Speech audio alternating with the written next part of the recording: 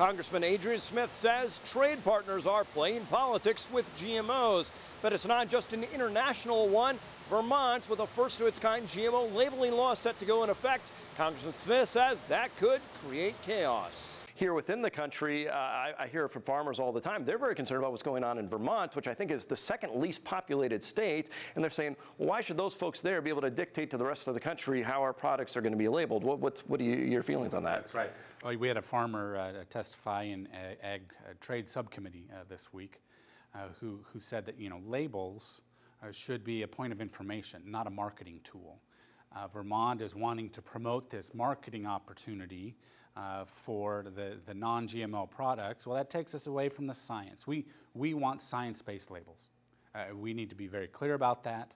Now, and what we need to do is make sure that Vermont, with their extreme approach, is not setting the agenda for the rest of the country, especially when consumers won't benefit in getting more information. Does it set up a system where we end up with kind of a patchwork and, by default, what Vermont does ends up affecting everybody else and they basically set the rules? Well, we've had counties in other states try to set up a labeling system as a way to force something at the national level. That's not a way we should operate. I mean, I don't know of any Nebraska counties who are demanding national attention with their local policy preferences. So I think we can take a step back.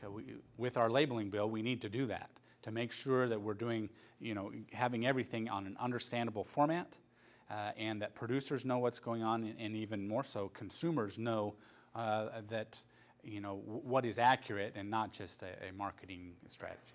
Would you prefer some sort of a voluntary system then? Well, I think that could be part of it, but I think that there's so much hype around some of these non-GMO things that it's kind of misleading the public.